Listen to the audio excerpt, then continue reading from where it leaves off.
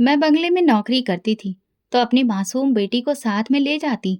बंगले वालों को अच्छा खाना खाते देखकर मेरी बेटी भी जिद करने लगती। पर मालकिन हमें सिर्फ दाल और चटनी देती। जो पनीर या अच्छी सब्जी होती उसे घर के कुत्तों को खिला देती।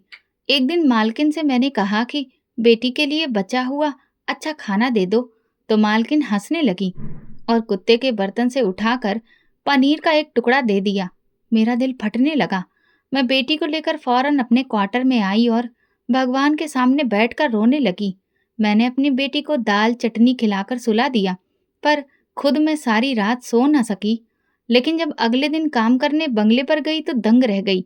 बंगले पर सारे मोहल्ले वालों की काफी भीड़ जमा थी, क्योंकि वहां तो मैं किचन का काम खत्म करके थकान से चूर होकर चारपाई पर लेट गई और आंखें बंद कर ली कि अचानक मेरी बेटी, जो अभी सिर्फ 4 महीने की थी, उठ गई और रोने लगी। उसका इस तरह से रोना बिना वजह नहीं था। वो भूख की वजह से रो रही थी। दूध का डिब्बा कब का खत्म हो चुका था और इस बात को लेकर मैंने अपने पति को सुबह ही याद दिलाया था, लेकिन वो टस से मस नहीं हुआ। अब आलम यह था कि वो मेरे बहलाने के बावजूद भी चुप नहीं हो रही थी। मैं उसे कभी गोद में लेकर बैठती और कभी उसे कंधे से लगाकर कमरे में टहलने लगती। लेकिन आखिर वो एक छोटी सी बच्ची थी, भूख पर कितना सब्र करती। अब तो वो बहलाने से भी चुप नहीं हो रही थी और उसे उठाते उठाते मेरे कंधे और बाजू बहुत ज्यादा दर्द करने लगे थे। रात के इस सन्नाटे में मैं सोच रही थी कि उसके लिए भला मैं ऐसा क्या करूं कि वो खामोश हो जाए। मैं बस परेशानी में यही सब सोच रही थी कि अचानक दूसरे कमरे में लेटा हुआ मेरा पति, जो मोबाइल चलाने में व्यस्त था, गुस्से भरी आवाज में जोर से चीखा, किधर मर गई हो तुम? बच्ची इतना क्यों रो रही है? उसकी तेज चिंघाड़ती हुई आवाज ने मेरे दिल को तोड़ दिया। जब से बच्ची पैदा हुई थी, मेरे पति ने तो इस कमरे में आना ही छोड़ दिया था। वो बस अपनी जरूरत के हिसाब से कमरे में आता और फिर अपनी जरूरत पूरी करके इस कमरे से वापस चला जाता। मैं रात भर बच्ची की वजह से अगर जागती भी तो उसे कोई परवाह नहीं होती। वो तो मजे से बगल वाले कमरे में बहुत ही सुकून से सोता रहता। मेरा भरा पूरा ससुराल था, जहां तड़के सुबह से लेकर रात के 10 बजे तक काम खत्म होने का नाम ही नहीं लेता। पूरा दिन काम करते करते मेरी जान गले में अटक जाती थी और जब मैं सोने के लिए कमरे में आती तो बच्ची मुझे सुकून से सोने नहीं देती थी। पेट भरकर दूध न मिलने की वजह से वो अक्सर रात को जगती, रोती रहती और मुझे भी जगाती। रोज रोज की इन सब मुसीबतों की वजह से ना सिर्फ मेरी सेहत खराब होती जा रही थी, बल्कि मैं बहुत ज्यादा चिड़चिड़ी भी हो गई थी। शादी को अभी 1 साल ही हुआ था, लेकिन इस 1 साल में मैं एक दिन भी खुश नहीं रह पाई थी। शादीशुदा जिंदगी ने मुझे 1 साल के अंदर अंदर ही इतना थका डाला था कि कभी कभी मुझे लगता था कि बस अब मेरी हिम्मत खत्म हो चुकी है। अभी मैं नैना को चुप करवाने की कोशिश कर ही रही थी और नींद भी तेज आ रही थी, जिस वजह से मेरी आंखें बंद हो रही थीं और थकान से पूरा शरीर टूट रहा था। लेकिन नैना, वो तो चुप होने का नाम ही नहीं ले रही थी। फिर मुझे गुस्सा आने लगा, लेकिन जब उसके मासूम चेहरे पर मेरी नजर जाती तो फिर गुस्सा झाग की तरह बैठ जाता और फिर मुझे अपनी बेबसी पर रोना आने लगता। जब बच्ची का रोना बिल्कुल भी बंद नहीं हुआ और अब उसके रोने में शिद्दत और भी ज्यादा बढ़ गई थी, तो मैं ना चाहते हुए भी बच्ची को लेकर अपने पति के कमरे में गई। लेकिन मजाल है, जो उसने मेरे कमरे में आने को नोटिस किया हो, वो तो बस मोबाइल में मगन मजे से लेटा हुआ था। फिर मैंने उसे धीरे से पुकारा, अजय, सुनिए तो, दूध बिल्कुल खत्म हो चुका है। अगर दूध का डिब्बा ना मिल पाए तो कम से कम खुला दूध ही बाजार से ले आइए। रात के इस वक्त उसने भौहें चढ़ाकर पूछा, तो तुम्हें पहले ये सब याद क्यों नहीं आया? अब रात के इस वक्त मैं भला कहाँ से दूध लेकर आऊं? मैं तेजी से बोली, जाहिर सी बात है, बच्ची भूखी है। पानी मिला हुआ दूध मैं इसे सुबह से पिलाती रही हूँ और इस वजह से इसका पेट नहीं भर पाया है। इसलिए अब कुछ ना कुछ इंतजाम तो करना ही होगा। मैंने अपने अंदर उठते हुए गुस्से को बखूबी दबाते हुए अपनी आवाज को नरम रखने की कोशिश की, लेकिन अंदरूनी तौर पर मुझे बहुत ज़्यादा उलझन महसूस हो रही थी। उसने मोबाइल एक तरफ रखा और मेरी तरफ देखते हुए कहा, तो तुम्हें पहले ये सब याद क्यों नहीं आया? अब रात के इस वक्त मैं कहाँ से दूध लाऊं? मैंने कहा, मैंने तो आपको सुबह ही बता दिया था, बाजार अभी बंद नहीं हुआ होगा। अब एक बार जाइए तो सही आप। दिल में मुझे उम्मीद थी कि वो समझ जाएगा, लेकिन वो मेरी बात पर हंसने लगा, जैसे कि मैंने कोई बहुत बड़ा मजाक किया हो। अभी और इस वक्त? तुम्हारा दिमाग खराब तो नहीं हो गया है क्या? रात के इस वक्त मैं बाहर जाऊंगा? मैंने कहा, अगर आप बाहर नहीं जाएंगे तो क्या यह बच्ची रात भर भूख से बिलखती रहेगी? अजय ने कहा, तो मैं क्या करूं? अब जब दूध खत्म होने वाला था तो तुम्हें सही समय पर बंदोबस्त करना चाहिए था। उसकी आवाज में चिड़चिड़ाहट और ज्यादा बढ़ गई थी। मैंने उससे कहा, सही समय पर इंतजाम मैं कहाँ से करूं? अगर आप मुझे पैसे दे दिया करें तो फिर मैं खुद ही ले आया करूं। मेरी बात पर वो एक पल के लिए खामोश हो गया, फिर सख्त लहजे में बोला, तुम हर बात मेरे सिर पर क्यों डाल देती हो? तुम्हें खुद भी तो कुछ करना चाहिए ना। मैंने कहा, आप बताइए मुझे क्या करना चाहिए? इस बात पर वो फिर से चिल्लाकर बोला, यहाँ से चली जाओ और मेरा दिमाग मत खाओ। मैंने कहा, नहीं, अब आज आप मुझे बता ही दीजिए कि आखिर मैं ऐसा क्या करूं? नौकरी आप मुझे करने नहीं देते, वरना मैं कभी भी दूध के डिब्बे के लिए आपकी मिन्नत ना करती। नौकरी? और वो भी तुम? शक्ल देखी है अपनी? भला कौन तुम्हें नौकरी देगा? आखिर तुम्हारे पास है ही क्या काबिलियत? वो बोला। मैंने कहा, झाड़ू पोछा तो कर ही लूंगी ना, अगर और कुछ नहीं कर सकी तो। अच्छा, अब हमारे परिवार की औरतें लोगों के घरों में झाड़ू पोछा करेंगी?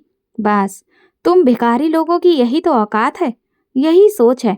एक तरफ वो मुझ पर तानों के तीर चला रहा था तो दूसरी तरफ बच्ची के रोने की आवाज मुझे पागल कर रही थी।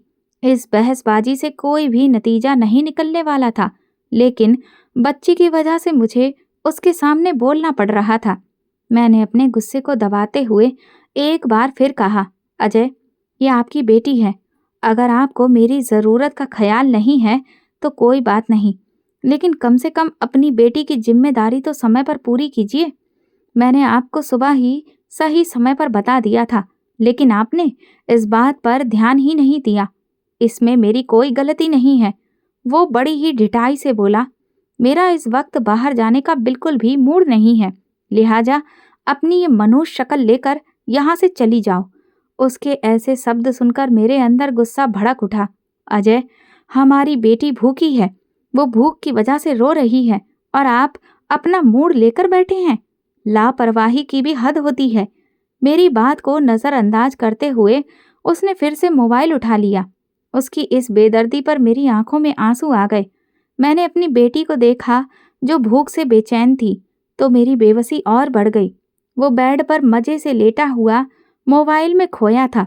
मेरी बेटी का रोना, मेरी बेबसी और मेरे पति की बेरुखी, ये सब कुछ मुझे अंदर ही अंदर तोड़ रहे थे। उसका ऐसा व्यवहार मेरे लिए नया नहीं था, लेकिन आज मेरी सहन शक्ति की हद पार हो चुकी थी। मैंने कहा, ठीक है, आप घर में रहिए, मुझे पैसे दीजिए, मैं खुद चली जाऊंगी। ये सुनकर वो उठकर बैठ गया और खूंखार नजरों से मुझे देखकर बोला, तुम कहीं पागल तो नहीं हो गई हो? मैं फट पड़ी। हाँ, हो गई हूँ पागल, क्योंकि तुमने ही मुझे पागल बना दिया है। ना तो तुम मेरी जिम्मेदारी उठाते हो और ना अपनी बेटी की। आखिर कब तक ऐसा चलेगा? अगर तुम नौकरी कर रहे होते तो आज हमारे हालात इतने बुरे ना होते। मेरे तल्ख लहजे से वो बौखला गया। वो मेरे पास आया, मेरी कलाई को जोर से मरोड़ते हुए घुर्राया। बहुत जुबान चलने लगी है तुम्हारी। अगर इतना ही बोलना है तो सुबह होते ही अपने मायके चली जाना। तुम्हारी जैसी जुबान लड़ाने वाली औरत को मैं 1 मिनट भी बर्दाश्त नहीं कर सकता। मैं भी तैश में आ गई और टूटे हुए लहजे में बोली, जब तुम्हारे पास किसी बात का कोई जवाब नहीं होता तो मारपीट करके मुझे चुप करवाते हो या फिर मायके भेजने की धमकी देते हो, लेकिन खुद को सुधारने की कभी कोशिश नहीं करते। चुप कर बदतमीज औरत, हर वक्त तुम्हारी नौटंकी खत्म नहीं होती। बेटी पैदा करके तुमने कौन सा एहसान कर दिया है जो इतनी लंबी जुबान खोल रही हो? उसके इन शब्दों ने मेरा दिल चीर दिया। जब से नैना पैदा हुई थी वो मुझे बेटी होने के ताने देता था। उसकी ये बातें मुझे अंदर ही अंदर मार रही थी। चल निकल यहाँ से, पता नहीं क्या मुसीबत गले पड़ गई है। मैं तब कर बोली, अगर अपनी जिम्मेदारियां नहीं उठा सकते तो शादी ही क्यों की थी? खुद भी परेशान हो और हमें भी बेइज्जत कर रखा है। ये सुनकर वो आग बबूला हो गया और मुझ पर टूट पड़ा। उसने मुझे इतना मारा कि मेरे कपड़े भी फट गए और फिर उसने मुझे कमरे से धक्का देकर बाहर निकाल दिया। दरवाज़ा अंदर से बंद करके वो फिर लेट गया। मेरी बेटी इस शोर शराबे से सहम गई थी। उसकी हालत देखकर मैं रोने लगी। मैंने नैना को गोद में समेटा और चुपचाप अपने कमरे की ओर चली गई। मेरे दिल में तूफान उठ रहा था, लेकिन उस वक्त मैं सिर्फ अपनी बेटी के बारे में सोच पा रही थी। मैंने तुरंत दुपट्टा उठाया, खुद को अच्छे से लपेटा और घर से निकल आई। जैसा कि मैंने शुरुआत में कहा था, मैं एक भरे पूरे ससुराल में शादी करके आई थी। जब मेरा पति मुझसे मारपीट कर रहा था तो ससुराल का कोई भी सदस्य मुझे बचाने नहीं आया। मेरी सास, ससुर, ननद, देवर सब घर में मौजूद थे। उनके कमरे की लाइटें जल रही थीं, यानी वे जाग रहे थे। लेकिन किसी ने भी मेरी बच्ची के सिर पर हाथ नहीं रखा, ना मुझे गले लगाकर ये एहसास दिलाया कि उनका बेटा गलत है। मैंने शादीशुदा जिंदगी में बहुत कुछ चुपचाप सहा, अपने मायके में कभी भी कुछ नहीं बताया, लेकिन बेटी पैदा होने के बाद जो बर्ताव और बदसलूकी मेरे साथ हो रही थी वो अब सहना मुश्किल हो गया था। अब मामला मेरी बेटी की भूख का था। मैं खुद भूखी रह सकती थी, लेकिन अपनी बच्ची को भूखा नहीं रख सकती थी। यह मेरे लिए मुमकिन नहीं था। मैंने दुपट्टा ओढ़ा और बाहर आ गई। मेरी ननद और देवर ने मुझे ऐसा करते हुए कमरे से बाहर आते देखा था, पर उन्होंने मुझे बिल्कुल भी नहीं रोका। वैसे भी अब मैं ठान चुकी थी कि अगर ये लोग मुझे रोकेंगे भी तो मैं नहीं रुकूंगी। चारों तरफ अंधेरा फैल चुका था। गली से बाहर निकली तो बाजार अभी भी खुले हुए थे। मेरे दिल में एक हुक सी उठी और मैं तेज तेज कदमों से अपने मायके की तरफ जाने लगी। ससुराल से मेरे मायके का घर सिर्फ 10 मिनट की दूरी पर था। जैसे ही मैं अपने घर में दाखिल हुई, मेरी माँ सीने पर हाथ रखकर एकदम से उठकर खड़ी हो गई। मुझे इस वक्त देखकर वो दहल सी गई थी। मेरे भाई जो शादीशुदा थे वो भी एकदम से उठकर कमरे से बाहर निकल आए। अपनों के बीच जब आप खुद को गिरा हुआ महसूस करते हैं तो कितना असुरक्षित और अकेला महसूस होता है, ये तो मेरा दिल ही उस वक्त जानता था। मैंने उन सबको अपने आसपास देखकर जज्बाती हो गई और रोने लगी। माँ ने मेरी आंखों में देखकर कहा, क्या बात है, तुम इस वक्त यहाँ? सब ठीक तो है ना? तुम क्यों रो रही हो? अजय ने कुछ कह दिया है क्या? एक ही सांस में माँ ने मुझसे ढेर सारे सवाल कर डाले। मेरा भाई भी मुझे टकटकी बांधे खामोशी से देख रहा था। उसके चेहरे पर गुस्सा बढ़ता जा रहा था। तभी मेरा दूसरा भाई पवन थोड़े गुस्से में आकर बोला, तुम हमें सारी बात बताती क्यों नहीं? क्या किया है अजय ने जो तुम रात के इस वक्त रोती धोती घर में आ गई हो? कुछ बताओगी तो पता चलेगा, या फिर हम खुद जाएं और वहां पर पता करें।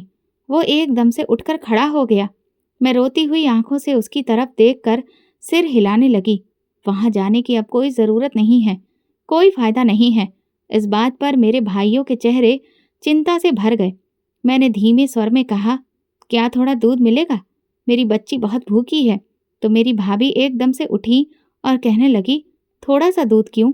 इसके लिए दूध की कोई कमी है क्या? मैं अभी गर्म करके लाती हूँ, तुम परेशान मत हो। भाभी की बात सुनकर मेरे आंसू बहने लगे। माँ ने नैना को गोद में ले लिया। मैं दुखते हुए शरीर के साथ जैसे ही दुपट्टा उतारने लगी तो मेरे भाई मेरे फटे हुए कपड़े देखकर सन्न रह गए और माँ ने दोनों हाथों से अपना सिर पकड़ लिया।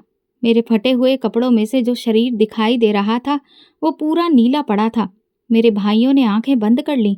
कमरे में मौजूद मेरी भाभी ने मुझे अपने कपड़े देते हुए कहा, तुम कपड़े बदल लो, मैं तुम्हारे लिए हल्दी वाला दूध लेकर आती हूँ। मैं चुपचाप कपड़े लेकर बाथरूम में चली गई। जब बाहर निकली तो भाई, भाभी और माँ चुपचाप मेरी तरफ देखने लगे। मैं भी बिना कुछ कहे उनके बीच बैठ गई। कुछ कहने की ज़रूरत ही नहीं थी। मेरी हालत ही मुझ पर बीते जुल्म की गवाही दे रही थी। माँ ने नैना को दूध पिला दिया था और अब वो आराम से सो रही थी, लेकिन नींद में भी उसे बार बार झटके लग रहे थे। कभी वो रोने वाला मुंह बना लेती तो कभी पूरी तरह चौंक जाती। इतनी छोटी बच्ची जो हमारे झगड़े और तनाव के असर से परेशान हो रही थी, उसे सुकून की नींद भी नसीब नहीं हो रही थी। माँ ने नैना को अपने बेड पर सुला लिया। भाभी ने जबरदस्ती मुझे हल्का गरम हल्दी वाला दूध पिलाया। फिर मेरे भाई मेरे सिर पर हाथ रखकर अपने कमरे में ये कहते हुए चले गए, तुम्हारे इन सारे मामलों का हल अब हम सुबह निकालेंगे, इसलिए तुम सुकून से सो जाओ। तुम्हारे भाई अभी जिंदा हैं, तुम्हें इतना परेशान होने की कोई ज़रूरत नहीं। तुम कोई लावारिस नहीं हो कि कोई तुम्हारे साथ इतना जुल्म करे और हम देखते रहें। हम उन लोगों से तुम पर किए गए एक एक जुल्म का हिसाब लेंगे। भाई अपने कमरे में जा चुके थे। अब मैं, माँ और नैना उस कमरे में अकेले रह गए। माँ बेआवाज़ रोने लगी। मुझे उनका यूं रोना देखा नहीं गया तो मैं उठकर बैठ गई। माँ, चुप हो जाइए, क्यों रो रही हैं? अब मैं रोऊं भी ना, आखिर चाहती क्या हो तुम? माँ बोली, मेरी एक ही तो बेटी थी और वो भी सुखी नहीं है। दूसरों की बेटियों को देखो, तुम्हारी भाभियाँ इस घर में आराम से हंसती खेलती हैं, आज़ादी से खाती पीती हैं और इस घर की मालकिन बनी हैं। लेकिन जो इस घर की अपनी बेटी है, वो रात के इस वक्त फटे कपड़ों और नीले शरीर के साथ घर में दाखिल होती है तो मेरा दिल न फटे तो क्या हो। कैसा नसीब है तुम्हारा। क्या पता था कि ये लोग इतने जालिम निकलेंगे। तुम्हारे सास ससुर कहाँ थे जब तुम घर से आ रही थी? किसी ने तुम्हें रोका भी नहीं। मैंने माँ से कहा, सब लोग मौजूद थे, मुझे बाहर आता हुआ भी उन्होंने देखा था, लेकिन किसी ने भी रोका ही नहीं। सोच रहे होंगे अच्छा है, सर से बला चली गई। माँ ने कहा, और वो तुम्हारा पति, उसे भी तुम पर हाथ उठाते हुए शर्म नहीं आई? आखिर तुम लोगों की लड़ाई किस बात पर हुई थी? तो मैं एकदम से नजरें चुराने लगी। मैं नहीं चाहती थी कि उनके सामने लड़ाई की असली वजह लेकर आऊं। मुझे चुप देखकर माँ उठकर बैठ गई और बोली, क्या बात है? मैंने कुछ पूछा है तुमसे? तो मैंने कहा, नहीं, बस कुछ नहीं, वही रोजाना की छोटी छोटी बातें। अगर छोटी छोटी बातें ही हैं तो बताओ मुझे, आखिर ऐसा क्या है? कुछ तो पता चले। कहीं ऐसा तो नहीं कि इस सब में तुम्हारी ही कोई गलती हो? याद रखो, अगर तुम्हारी ही गलती निकली तो फिर ये कोई अच्छी बात नहीं होगी। अपनी माँ के मुंह से ये सुनकर मैं उन्हें दुखी नज़रों से देखने लगी। मेरी ये हमेशा से आदत रही थी कि अपने ससुराल की कोई भी बात मैं पूरी तरीके से माँ को नहीं बताती थी। और नैना की पैदाइश के बाद जब मेरी बर्दाश्त की हदें बिल्कुल ख़त्म हो गई थी, तब भी मैं काफ़ी सारी बातें छुपा लिया करती थी, क्योंकि मैं जानती थी कि मेरे भाई बहुत जज्बाती हैं और माँ हार्ट पेशेंट है। इसलिए मैं खुद पर ही सब कुछ चुपचाप सहती रहती थी। माँ मुझे खोजती हुई नज़रों से देखे जा रही थी, जबकि मैं तकिए पर सिर रखे अपने शरीर की दर्द की टीस से अपना ध्यान हटाने की बार बार कोशिश कर रही थी। माँ एकदम उठकर मेरे पास आ गई और मेरे सिर पर हाथ रखकर बोली, क्या सोच रही हो? तुम्हारे दिल में जो भी है वो तुम मुझे बता क्यों नहीं देती? माँ बेटी तो एक दूसरे की हमराज होती हैं, इसलिए बेहतर यही होगा कि तुम अपने दिल का बोझ मेरे सामने हल्का कर लो। उनकी ये बात सुनकर मेरी आंखों में नमी आ गई और मैं उठकर बैठ गई। माँ, आपको अजय का तो पता ही है, नौकरी तो वो कोई खास करता नहीं, बस 2-3 महीने ही नौकरी करता है और फिर तुरंत ही उसे छोड़कर बैठ जाता है। पहले हम लोग जॉइंट फैमिली में रहते थे तो वो नौकरी छोड़कर बैठ भी जाता था, तब भी पेट की आग बुझाने के लिए कम से कम 2 वक्त की रोटी तो मिल जाती थी। लेकिन जब हर दूसरे तीसरे महीने ऐसा ही होने लगा तो मेरी देवरानी लड़ने लगी कि पूरा घर मेरे ही पति की कमाई से चल रहा है। बिजली का बिल, गैस का बिल, घर के खर्चे सब उसी की जेब से जाता है, जबकि बड़ा भाई कुछ भी नहीं करता। हमारे भी बच्चे हैं, हमने किसी के घर का ठेका तो नहीं उठा रखा है। इस बात पर सास ससुर ने खामोशी ओढ़ ली थी। भला बोलते भी क्या, क्योंकि वो अपनी जगह बिल्कुल सही बात कर रही थी। महंगाई भी तो देखिए, आजकल के दौर में भला कौन किसका बोझ उठाएगा? और फिर अजय कोई लाचार तो नहीं है, वो हट्टा कट्टा है, लेकिन हाथ पैर हिलाए बिना सारा दिन चारपाई तोड़ता रहता है। तो भला ऐसे में कौन उसे चाहेगा? उसके तो अपने माँ बाप भी उससे परेशान हैं। कई बार मेरी सास मुझसे उलझ चुकी है कि जब से तुम शादी करके आई हो तब से अजय का काम धंधे में दिल ही नहीं लगता। तुम इसे समझाती क्यों नहीं? जबकि मैं उसे कह कह कर थक चुकी थी। अब तो हालात ये हैं कि मैं अगर जरा सा भी बोलती हूँ तो वो एकदम से मुझ पर हाथ उठा देता है और अपना सारा गुस्सा मुझ पर ही उतारता है। कई बार मैंने अपनी सास को भी कहा कि ये मारपीट मुझसे इसी बात पर करता है, लेकिन वो फिर भी मुझे ही बातें सुनाने से बाज नहीं आती। मैं सास ससुर की अलग बातें सुनती और देवरानी की नजरें मुझे अलग खाती। जब भी मैं किचन में जाती तो वो फौरन मेरे सिर पर आकर खड़ी हो जाती और किसी भी चीज को हाथ लगाने नहीं देती। वो तुरंत बोलती, भाभी जरा सहूलियत से चीजों का इस्तेमाल करना, महंगाई बहुत है। अभी कल ही आपका देवर किचन का सारा सामान भरवा कर गया है, इसलिए एक एक चीज को कायदे से इस्तेमाल करना। और फिर उसने बड़े तरीके से किचन का सारा अधिकार अपने हाथों में ले लिया। मुझे तो किचन का कोई काम करने भी नहीं देती थी। आटे से लेकर रोटी तक सब कुछ उसने अपने ही कब्जे में कर लिया। मुझे तो अपना वजूद अब एक भिखारी से भी कम नहीं लगता था। इतनी बेइज्जती होती रही मेरी, लेकिन फिर भी मैं वहां पर जैसे तैसे जीती रही और चुपचाप सब कुछ बर्दाश्त करती रही। लेकिन माँ, जब से नैना पैदा हुई है तो उसकी भूख मुझसे बर्दाश्त नहीं होती। मैं खुद तो भूखी रह सकती हूँ, लेकिन इतनी मासूम सी जान को जब भूख से बिलबिलाता हुआ देखती हूँ तो फिर मुझसे बर्दाश्त नहीं हो पाता। जब से देवरानी को ये पता चला कि नैना खुला वाला दूध पीती है, क्योंकि डिब्बे का दूध तो सिर्फ 1 या 2 बार ही आया, उसके बाद अजय ने दूध का डिब्बा लाया ही नहीं, तो मैं घर में जो खुला दूध आता था उसमें पानी मिलाकर नैना को दे दिया करती थी। लेकिन जब से देवरानी को ये पता चला कि मैं उसमें से दूध निकालती हूँ, तो उसने दूध फ्रिज में रखकर ताला लगा दिया और मेरे मांगने पर भी वो मुझे दूध नहीं देती थी। आप सोचिए कि एक माँ अपने पति के होते हुए अपनी बेटी का खाना अपनी देवरानी से मांगती हुई कैसा महसूस करती होगी। मेरी बात सुनकर माँ के आंसू बहने लगे, जबकि मेरा अपना दिल भी ये सब बातें दोहराकर फटा जा रहा था। मैं सास से शिकायत करती तो वो उल्टा मुझसे ही लड़ने लग जाती। कहती, तेरी देवरानी भला क्या गलत करती है? उसका पति दूध के लिए पैसे देता है जिसमें से चाय बनती है, या फिर उसके बच्चे एक एक गिलास ले लेते हैं। तुम्हें अगर अपने बच्चों के लिए दूध चाहिए तो अपने पति को बोलो कि वो उसके दूध का इंतजाम करे। अब बिजली, गैस के बिल और घर के खर्चों के साथ साथ क्या वो तुम्हारी बेटी के दूध का खर्चा भी उठाएगा? और कुछ तो वैसे भी तुम्हारे बस का है नहीं, तो कम से कम ये तो खुद से उठा लो। ये सब सुनकर मैं परेशान होकर अपनी सास की तरफ देखती रही कि कम से कम कहें तो कि उनका बेटा 1 रुपया भी नहीं लाता और इतनी सारी बातें मुझे मुफ्त में सुनाई पड़ती हैं। एक दिन इसी बात पर मेरी और उनकी बहस हो गई तो मेरी सास ने गुस्से से कहा, तुम्हें मैं आज से अलग कर रही हूँ। पूरे घर का खर्चा ना सही, लेकिन अपना खर्चा तो खुद करो। अपने पति से बोलो अब किसी न किसी तरह अपना बोझ तो उठाए। तो मैं उस दिन बहुत रोई, उन लोगों की बहुत मिन्नतें की कि वे लोग मुझे अलग ना करें।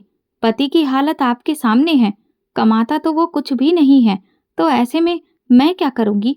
तो मेरी सास मुझे झिड़क कर बोली, हमें क्या पता है कि तुम्हें क्या करना है क्या नहीं। हमारी तरफ से तुम भाड़ में जाओ, लेकिन हम लोगों का पीछा छोड़ दो।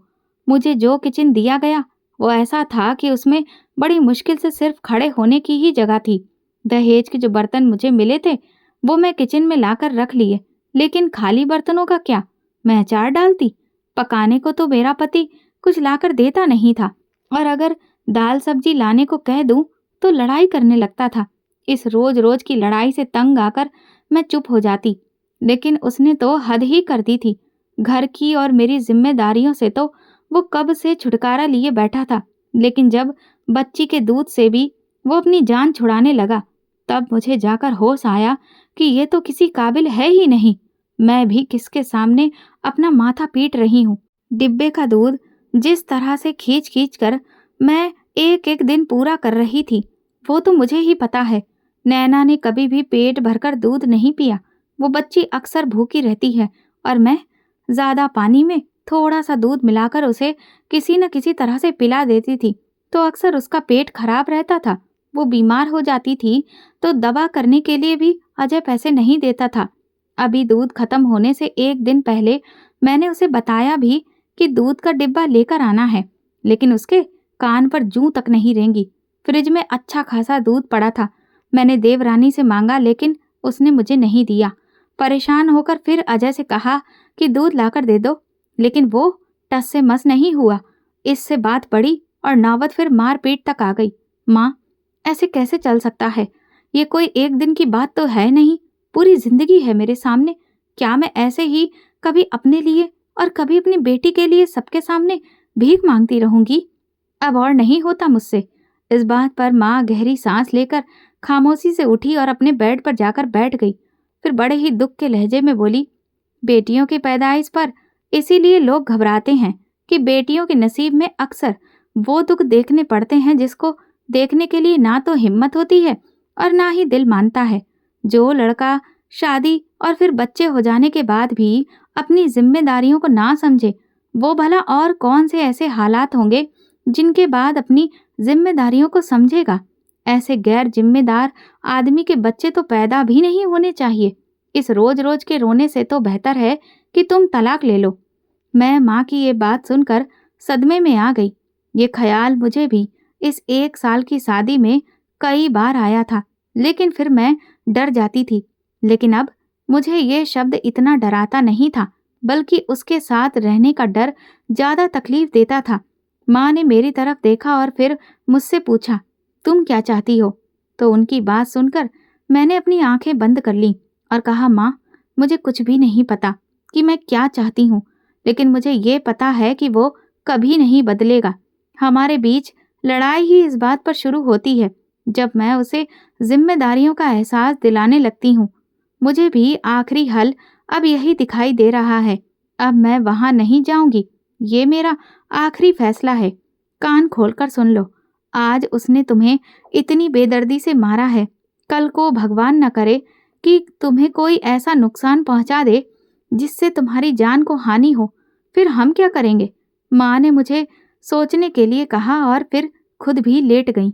सुबह हुई तो मेरे भाइयों ने मुझसे फिर से रात को हुए हादसे के बारे में पूछा, तो मेरी जगह माँ ने उन्हें फिर सारी बात बताई। तो मेरे चारों भाई उठकर कमरे से बाहर चले गए और उन्होंने मेरे पति को कॉल की और कहा कि फौरन घर पहुंचो। तो मैंने मन ही मन कहा, भाई बेकार में ही उसे फोन कर रहे हैं, मैं जानती हूँ कि वो नहीं आएगा। माँ बोली, अगर वो नहीं आएगा तो हम लोग फिर उसके घर पर ही चले जाएंगे। आखिर इस बारे में बात तो करनी ही है ना। इस मामले को ऐसे तो नहीं छोड़ा जा सकता। चलो, अगर कोई बात होती है कि आदमी अपनी पत्नी पर हाथ उठाए और पत्नी की गलती हो तो समझ आता है। भला ये भी कोई बात थी कि उसने तुम्हें इस बात पर मारा? ये सुनकर मैं चुप हो गई, लेकिन मुझे बड़ी हैरत हुई जब कुछ देर के बाद मेरा पति हमारे घर आ गया। उसका वही उखड़ा हुआ मिजाज, वही दंदनाता हुआ लहजा, वही आंखों में बेगानापन लिए वो हमारे घर में मौजूद था और बजाय अपनी गलती मानने के वो उल्टा मेरे ही भाइयों को उन्हीं के घर में उल्टी सीधी बातें सुनाने लगा। तो मेरे भाइयों को भी गुस्सा आ गया। उन्होंने उससे कहा, तुम जैसे गैर जिम्मेदार आदमी हमने अपनी पूरी जिंदगी में नहीं देखा है।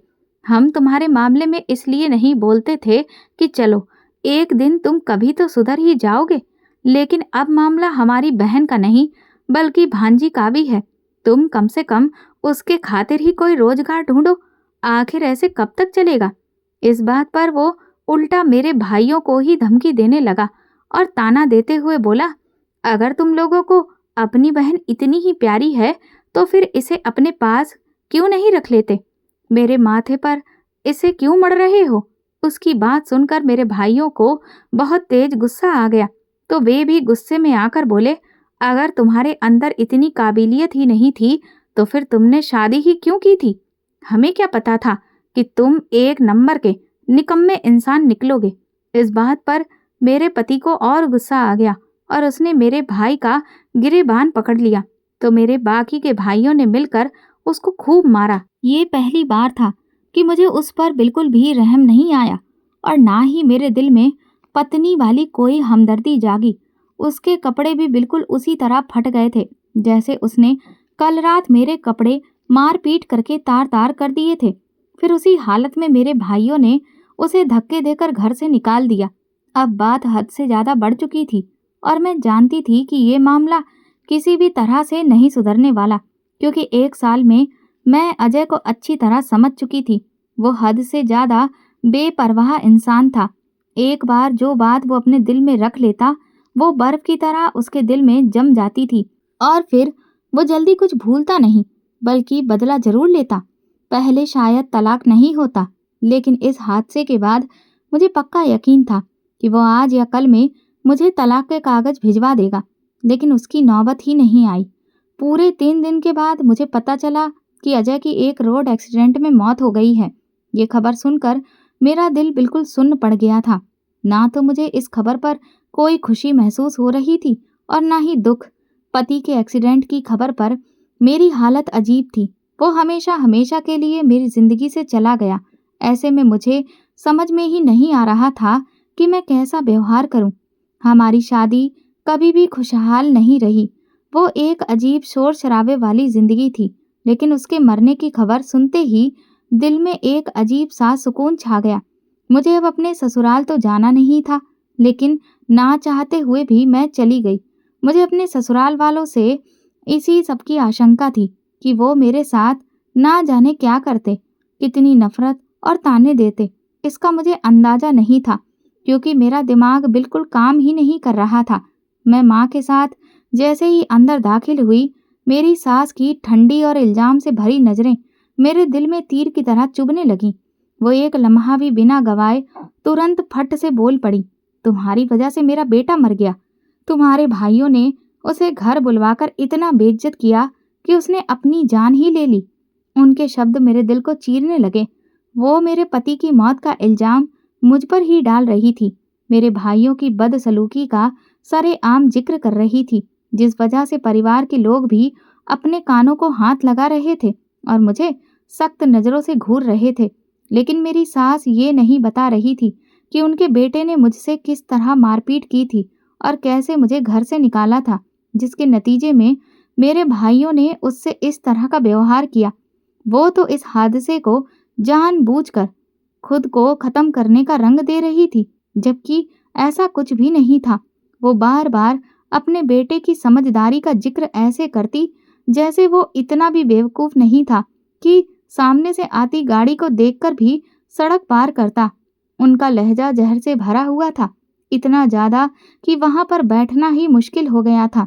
मेरे दिल में बहुत कुछ कहने के लिए था कि उस इंसान ने मुझे कभी भी इज्जत नहीं दी, कभी भी पत्नी का दर्जा नहीं दिया। अपनी बेटी की पैदाइश पर भी उसे कोई खास खुशी नहीं हुई थी, लेकिन मैं चुपचाप उसकी अर्थी को देखती रही। मेरी आंखों में न आंसू थे, न विधवा हो जाने का कोई दुख। ऐसा लगता था जैसे मेरे जज्बात बहुत पहले ही मर चुके हों। इस बेदर्द शादी में 1 साल कैसे गुजरा, ये तो मेरा ही दिल जानता है। जब नैना पैदा हुई, मैंने उम्मीद की थी कि शायद उस नन्ही सी जान को देखकर उसका दिल नरम पड़ जाएगा, लेकिन उसने तो जैसे कोई परवाह ही नहीं की। बच्ची की पैदाइश की खबर सुनकर वो मुझे अस्पताल में अकेला छोड़कर चला गया था और ये दुख भूलने जैसा नहीं था। लेकिन खैर, वो सारी बुरी यादें अब उसके साथ ही खत्म हो गईं। उसकी अर्थी के घर से निकलते ही मेरी माँ मुझे वहां से लेकर अपने घर चली आई। ससुराल वालों ने ना तो मेरा दहेज वापस किया, ना ही मुझे कोई इज्जत दी। मेरे भाइयों ने उनका सामना तो किया, लेकिन उनके मन में एक और बात भी थी। मेरे भाई चाहते थे कि मैं अपनी बेटी नैना को उनके ही हवाले कर दूं। वे कहते थे, आखिर तुम उसे अपने साथ रखकर क्या करोगी? उस आदमी की निशानी अपने गले में डालकर क्यों घूम रही हो? मैं अपने भाइयों की बातें सुनकर परेशान हो जाती। जब मैं दुखी होती तो वे मुझे और बातें सुना देते। तुम वहां पर थी, लेकिन तुम्हारी सास ने एक एक लम्हे का तुमसे हिसाब लिया, तो हम क्यों उनके घर का खर्चा उठाएं? इस बच्ची के अपने परिवार वाले जिंदा हैं, तो अब वो लोग जाने और ये बच्ची जाने। तुम तुरंत नैना को उनके हवाले कर दो। ये सुनकर मेरा दिल बुरी तरह टूट गया। नैना को छोड़ने के बारे में तो मैं सोच भी नहीं सकती थी। अब तो वही मेरी जिंदगी का एकमात्र सहारा थी। माँ बनना आसान नहीं होता और मैंने अपनी बेटी नैना के लिए वो सब कुछ बर्दाश्त किया था। जो शायद कोई और नहीं कर सकता। अपने पति की बेरुखी, ससुराल की नफरत, यहाँ तक कि अपनी विधवा होने का दुख भी नैना की मोहब्बत में दब गया था। अब जब मेरे भाइयों ने उस मासूम को मुझसे छीनने की बात की तो जैसे मेरे पैरों तले से जमीन ही खिसक गई। मैं नैना को नहीं छोड़ सकती थी।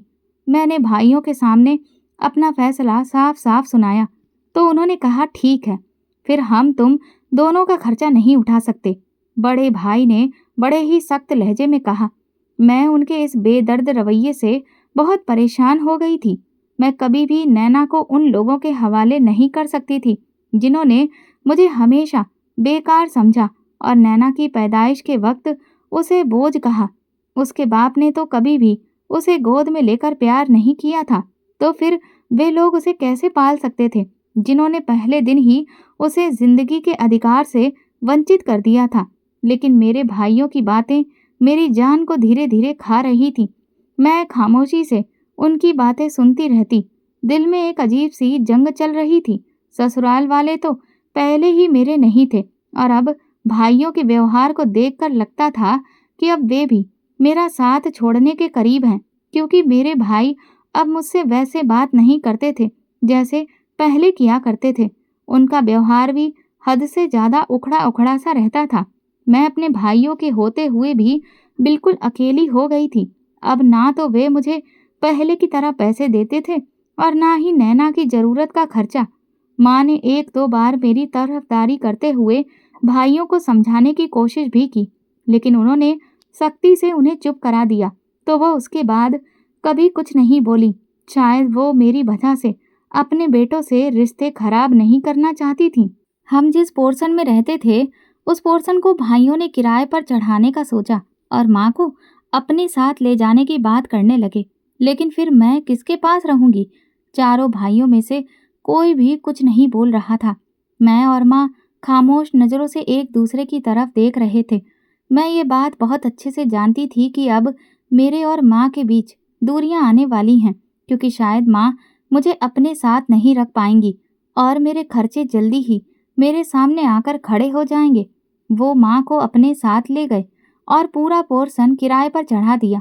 मुझे एक कमरा देकर अकेला छोड़ दिया। मैं जीऊं या मरूं, कुछ खा पाऊं या भूखी रहूं, ये अब उनके लिए कोई मायने नहीं रखता था। मैं हैरान थी कि ये कैसे भाई हैं। वे अच्छे से जानते थे कि अब मेरे पास एक फूटी कौड़ी भी नहीं है, फिर भी वे मेरी कोई माली मदद करने को तैयार नहीं थे। मैंने एक दो बार माँ से कहा भी तो माँ भी उनकी ही जुबान बोलते हुए कहने लगी, जब तुम्हारे भाइयों ने एक फैसला कर ही लिया था तो तुम्हें चुपचाप उसे मान लेना चाहिए था। अब मैं क्या कर सकती हूँ? ये सुनकर मैं चुप हो गई।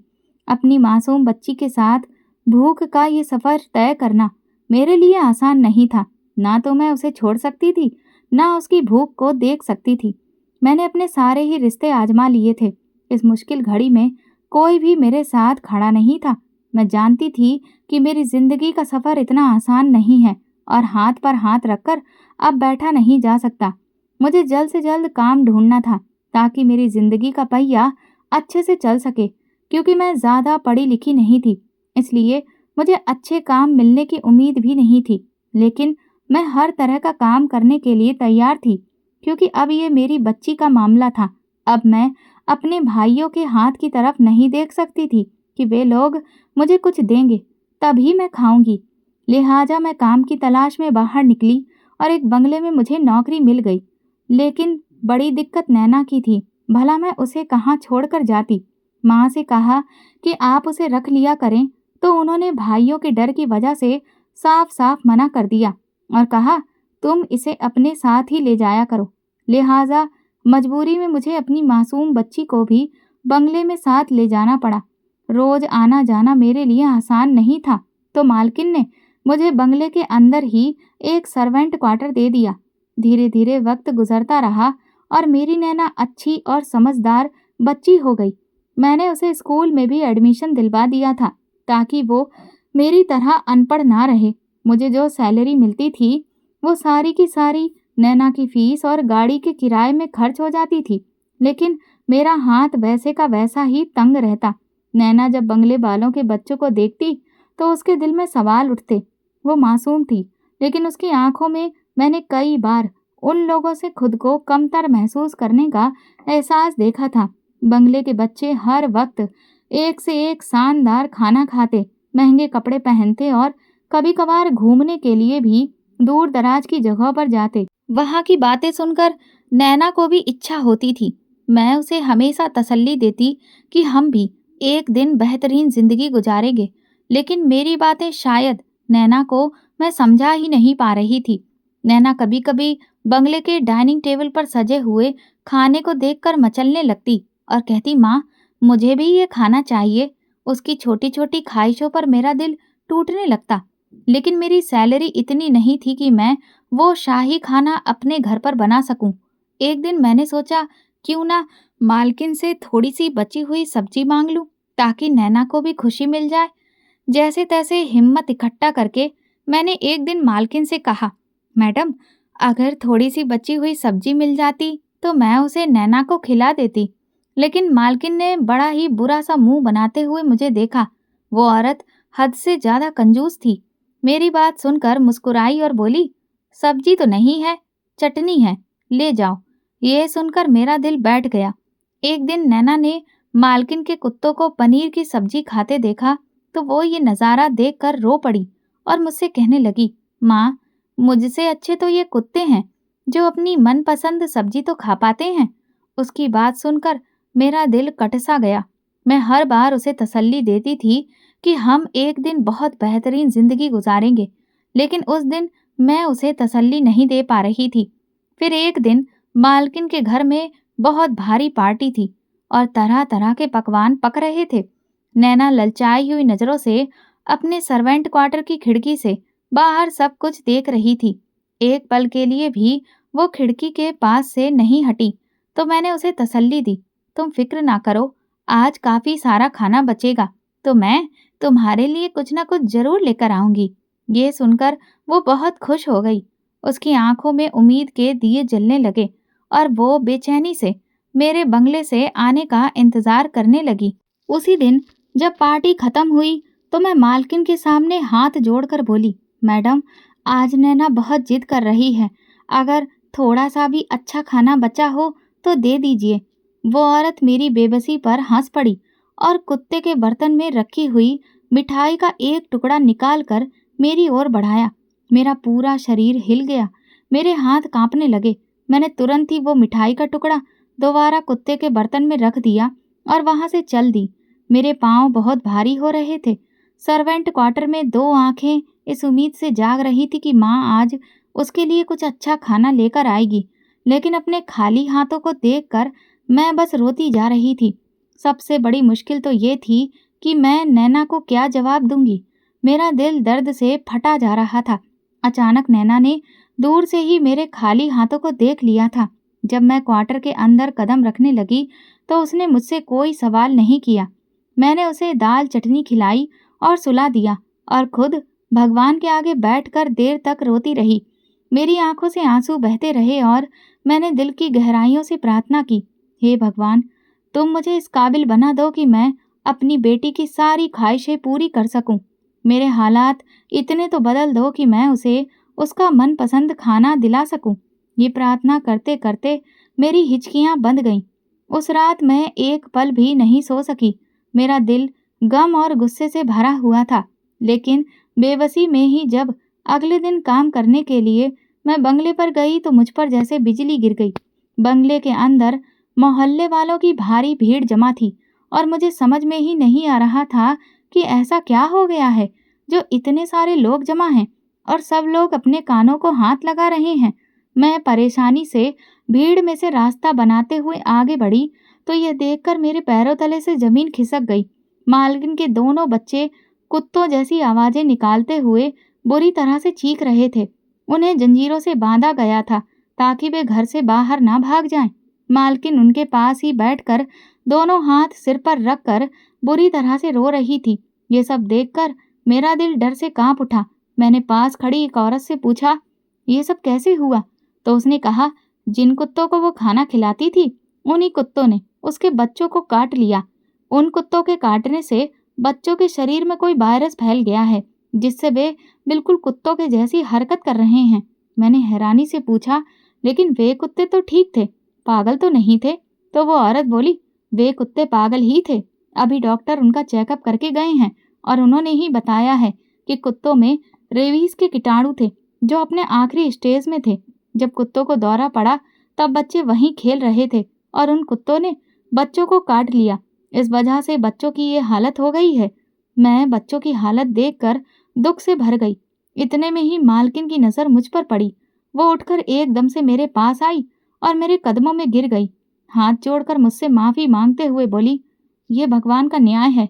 मैंने उसके बनाए हुए एक इंसान को बहुत सताया है। इसी वजह से आज मैं इस हाल में पहुंची हूँ। मुझे माफ़ कर दो। शायद मेरे बच्चों की कुछ तकलीफ कम हो जाए। अपनी बद्दुआ को वापस ले लो। मैंने उनके जुड़े हुए हाथों को अपने हाथों में लिया, उन्हें चूमा और कहा, मैंने आपको कोई बद्दुआ नहीं दी मैडम। लेकिन वो देर तक मुझे गले लगाकर रोती रही। कुछ दिनों बाद उनके दोनों बच्चों का देहांत हो गया। उस हादसे के बाद मालकिन बिल्कुल बदल गई। मैं उनका बंगला छोड़कर कहीं और काम करना चाहती थी, लेकिन उन्होंने मुझे जाने नहीं दिया। उन्होंने नैना को अपनी बेटी बना लिया और उसकी परवरिश बिल्कुल अपनी औलाद की तरह करने लगी। आज इस हादसे को कई साल बीत चुके हैं। मालकिन की मदद से अब नैना मेडिकल की पढ़ाई पूरी करके डॉक्टर बनने वाली है। मेरी बेटी का भविष्य अब इतना उज्जवल हो गया है जिसकी मैंने कभी सपने में भी कल्पना भी नहीं की थी, और इसका पूरा श्रेय मालकिन को जाता है। लेकिन मुझे आज भी इस बात का अफसोस होता है कि भगवान ने मालकिन से उनके दोनों बच्चे छीन लिए। तो दोस्तों, अगर आपको हमारी ये कहानी पसंद आई हो तो कमेंट करके ज़रूर बताइएगा। इस वीडियो को लाइक करिए और ज़्यादा से ज़्यादा शेयर करिए। अगर आप मेरे चैनल पर नए हैं तो सब्सक्राइब ज़रूर करिए और नोटिफिकेशन बेल दबाइए ताकि अगली अपडेट सबसे पहले आपको ही मिले। धन्यवाद।